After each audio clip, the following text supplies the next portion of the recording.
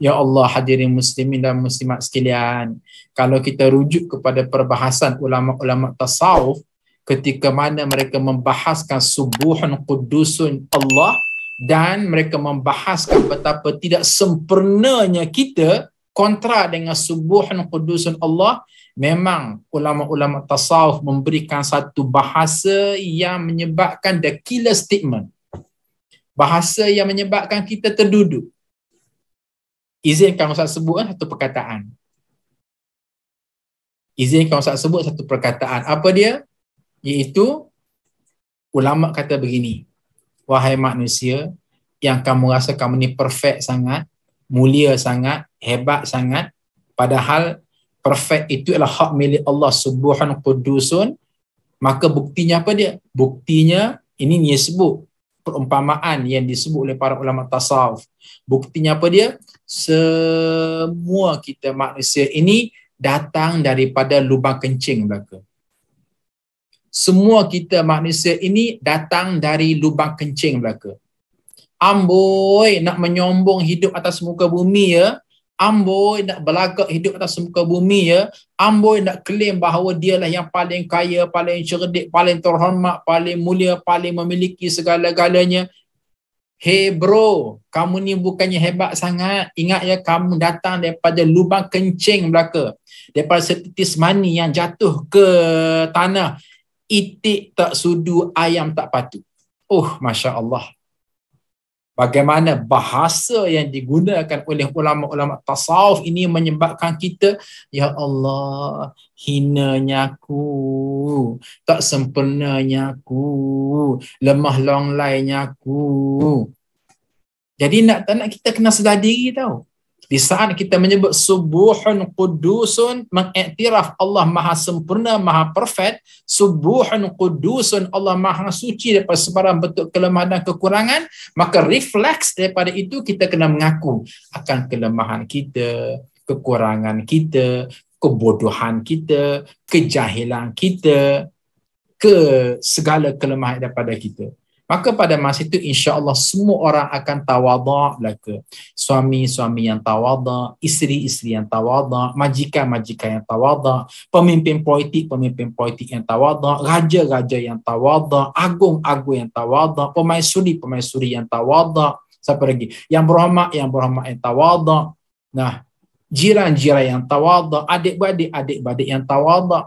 Maka bila semua yang tawadha' belaka, tak timbul berlakunya kezaliman, kekerasan, bongkak sombong, menghina orang lain, dan tak timbul soal nak buat zalim, nak buat khianat, nak buat sabotaj. Semua ini panduan yang datang daripada kita memahami maksud subuhun qudusun, menjulang Allah dan merendahkan kita serendah-rendahnya.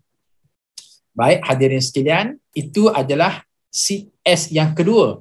Siap menerima ketidaksempurnaan diri. S yang ketiga apa dia tuan-puan? Siap menerima kekurangan orang lain. Jadi, sebagaimana kita pun tidak sempurna, maka orang lain juga tidak sempurna. Inilah dia maksud kepada kata-kata hikmah yang berbunyi annasu nasun aynama kanu aynama zahabu. Annasu nasun. Manusia ni manusia situlah. Ainama kanu ainama zahabu. Dia jadi apa ke? Dia pergi ke mana ke? Manusia tetap manusia. Apa dia? Diri sendiri pun tak sempurna, diri orang lain pun tidak sempurna.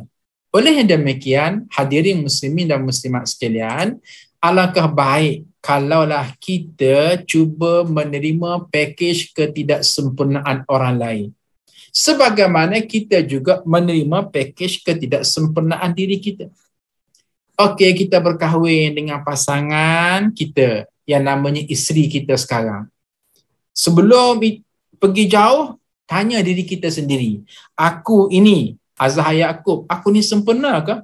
Maka Azhar Yaakob tidak sempurna. Banyak kelemahan-kelemahan yang ada pada Azhar Yaakob.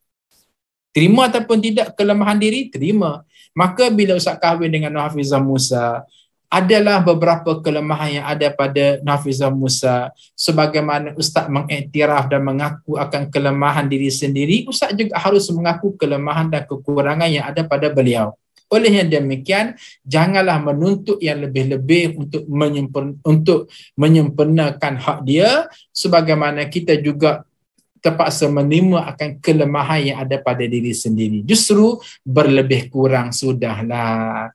Sekali-sekala isteri kita merajuk, contohnya berlebih kurang sudahlah. Kenapa? Kamu pun merajuk juga. Okey, sekali-sekala suami kita, isteri kita ke, siapa dia tak kisahlah. Isteri ke, kawan ke, adik-beradik ke, suami ke, jiran ke, siapa dia ke, menunjukkan ketidaksempurnaan diri masing-masing. Pada masa itu jangan cepat sangat kita nak boykot mereka, nak sabotaj mereka, beria nak muhasabah mereka. Kenapa? Kerana hal yang sama juga berlaku pada diri kita, maka pada masa itu berlebih kuranglah dalam menerima ketidaksempurnaan orang lain.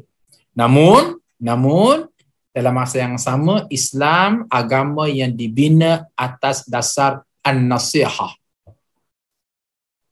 Ad-dinun nasihah. Islam ini agama yang dibina atas dasar nasihat menasihati. Maka nasihat menasihati adik-beradik satu sama lain, nasihat menasihati suami isteri satu sama lain, nasihat menasihati antara majikan dengan pekerja. Supaya apa? Supaya nilai ketidaksempurnaan itu makin dikurangkan dan kita mulai bergerak untuk menjadi seorang yang lebih sempurna, dan itu lebih dekat kepada apa yang ada pada diri Allah Subhanahu wa taala, iaitu subuhun qudusun.